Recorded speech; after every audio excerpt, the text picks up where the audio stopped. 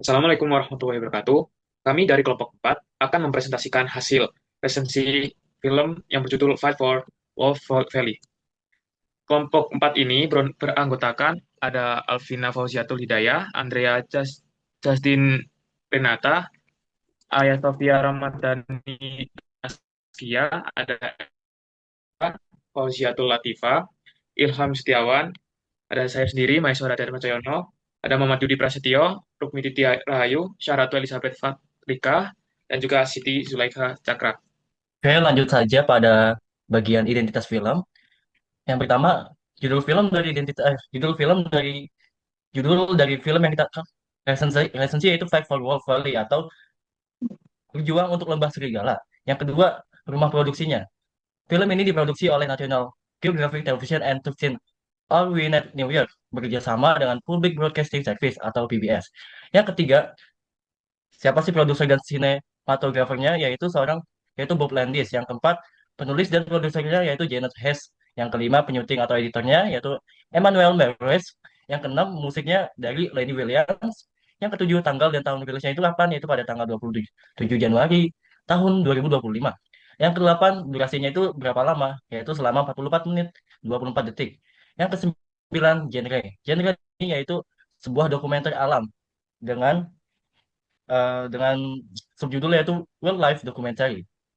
Untuk hasil resensi kelompok kami, pada sinopsisnya, Fight for Wolf Valley menggambarkan kehidupan serigala abu-abu di Yellowstone, Amerika Serikat yang penuh strategi, persaingan, dan ikatan sosial. Dokumenter ini menyoroti bagaimana kawasan serigala membangun kekuasaan, mempertahankannya, lalu kehilangan dominasi, hingga muncul generasi baru. Film ini memperlihatkan bahwa kelangsungan hidup tidak hanya bergantung pada kekuatan fisik, tetapi juga kerjasama, adaptasi, dan kemampuan membaca situasi lingkungan. Film tersebut juga berkaitan dengan prinsip biologi yaitu interaksi, kontinuitas, dan evolusi. Oke, lalu ada subjudul yang pertama yang berjudul Great Big Pack. Great Big Pack merupakan salah satu kawanan serigala tertua dan paling dominan di Yellowstone. Kawanan ini memiliki sistem sosial yang kuat dengan pembagian peran yang jelas serta pemimpin mereka Wolf 42F yang dikenal dengan kepemimpinannya, ketangguhan, dan sistem berburu yang sangat terkoordinasi. Mereka menunjukkan bahwa keberhasilan seekor serigala tidak dapat dipisahkan dari kelompoknya, karena ketergantungan dan kerjasama menjadi kunci utama untuk bertahan hidup. Namun, kekuasaan mereka tidak berlangsung selamanya. Seiring berjalannya waktu, perubahan kondisi lingkungan dan meningkatnya tekanan persaingan perlahan melemahkan dominasi mereka, menggambarkan bahwa stabilitas dalam alam liar selalu dipengaruhi oleh faktor eksternal. Ada subjudul yang kedua yaitu Lamar Valley Pack. Pada masa berikutnya, kemunculan kawanan baru bernama Lamar Valley Pack yang dikenal lebih agresif dan adaptif dalam menghadapi tantangan. Mereka berhasil merebut sebagian besar wilayah yang sebelumnya dikuasai Druid Peak Pack. Pergeseran kekuasaan ini menunjukkan bahwa kehidupan liar bersifat dinamis dan selalu mengalami seleksi alam. Kelompok yang mampu menyesuaikan diri dengan perubahan kondisi akan terus bertahan dan berkembang, sedangkan kelompok yang tidak mampu beradaptasi akan tersingkir. Hal ini mencerminkan prinsip evolusi dan kontinuitas, di mana generasi baru yang lebih kuat dapat menggantikan generasi sebelumnya. Judul yang ketiga itu Lone Wolf. Wolf Tree Hantu diperkenalkan sebagai serigala penyendiri yang harus bertahan tanpa perlindungan dan dukungan kawanan. Status lone wolf membuatnya rentan, tetapi juga memungkinkannya membawa variasi genetik baru ketika suatu saat ia diterima membentuk kawanan baru. Perannya penting dalam menjaga diversitas genetik populasi serigala, yang merupakan dasar ketahanan dan perkembangan struktur sosial di masa depan. Wolf 302 pada akhirnya menjadi figur signifikan dalam pembentukan dinamika kawanan berikutnya. Subjudul selanjutnya ada The Last of 302, di mana upaya serigala 302 untuk bergabung dengan kawanan Druid ditolak oleh pemimpin senior 21 dan 42, tepat sebelum keruntuhan dramatis kekuasaan Druid di Lembah Lamar, yang dipicu oleh pembunuhan betina alfa oleh rival dari kawanan Molly dan kematian pemimpinan 21 tak lama kemudian. Kelemahan kepemimpinan ini segera dimanfaatkan oleh Molly, yang setelah diusir kini telah bermutasi menjadi serigala super, yang kuat karena berburu bison, dan oleh kawanan Slow Creek yang berangkat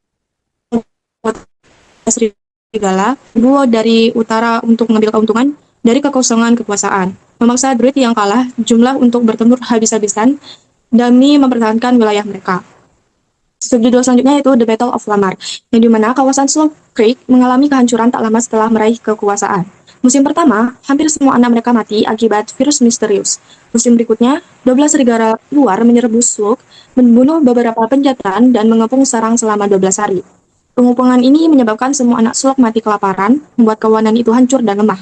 Sebaliknya, kawanan druid yang kecil dan terasing berhasil bangkit kembali setelah merekrut serigala 302 dan berhasil membesarkan 11 anak baru, menandakan pergeseran kekuasaan serigala di Yellowstone. Subjudul yang selanjutnya ada On the Move. Bagian On the Move memperkenalkan Osix, seekor serigala betina yang meninggalkan kelompoknya untuk hidup mandiri. Saat musim dingin, ia beruntung karena mangsa berpindah ke dataran rendah, namun berburu elk sendiri sangat sulit.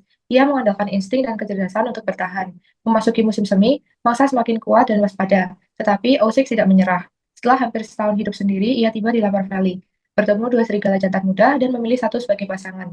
Mereka membentuk kelompok baru bernama Lamar Canyon Pack, menandai awal kehidupan baru O6. Lalu, subjudul yang selanjutnya ada The Fall. Pada bagian The Fall, suasana film menjadi menegangkan dan sedih. Setelah membentuk kawanan baru di Lamar Valley, O6 memimpin hingga muncul kelompok saingan Police Pack yang ingin merebut wilayah dan mangsa. Konflik antar kawanan membuat salah satu anak O6 terpisah.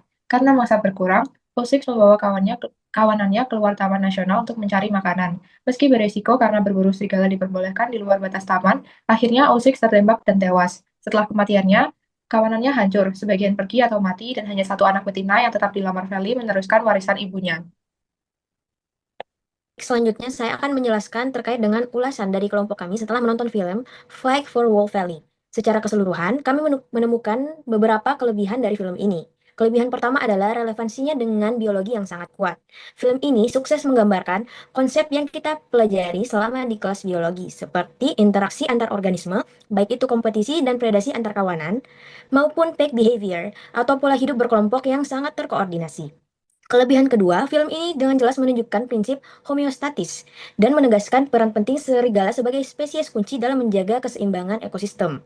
Film ini juga berhasil menampilkan perjuangan adaptasi dan strategi bertahan hidup yang kompleks yang merupakan bagian dari konsep evolusi. Dan terakhir, semua ini didukung oleh visual dan juga narasi yang sangat menarik sehingga kita sebagai penonton lebih mudah untuk memahami konteks biologi dari film ini. Namun, kami juga menemukan dua kekurangan utama dari film ini. Pertama, ada beberapa bagian yang kami rasa ini terlalu terdramatisir karena adanya tambahan efek sinematik yang mungkin untuk menambah ketertarikan dari film ini. Yang kedua, kami merasa data ilmiah dari film ini masih kurang, khususnya data terukur mengenai populasi serigala setelah mereka tereintroduksi ke Yellowstone. Selanjutnya, saran dari kami membagi menjadi 3 poin. Poin pertama adalah dengan menambahkan data ilmiah. Jadi akan sangat baik jika film ini menyertakan statistik populasi serigala yang terukur, misalnya perbandingan jumlah sebelum dan juga sesudah program konservasi dalam penjelasan ekologi. Kami berharap ada analisis rantai makanan yang lebih detail, contohnya spesifik bagaimana kembalinya serigala memberi dampak langsung pada perubahan vegetasi di Taman Nasional tersebut. Dan poin yang terakhir adalah memperkaya sudut pandang. Hal ini bisa dilakukan dengan menambahkan wawancara dengan pakar-pakar seperti ahli ekologi atau pengelola Taman Nasional. Selain itu, akan sangat seimbang jika film ini juga menyampaikan perspektif dari manusia, contohnya seperti konflik yang sering terjadi antara serigala dan juga para peternak. Jadi, dengan adanya tambahan ini, kami yakin film ini akan menjadi media pembelajaran yang jauh lebih komprehensif dan juga menarik. Sekian presentasi dari kelompok kami. Jika ada salah kata, Assalamualaikum warahmatullahi wabarakatuh.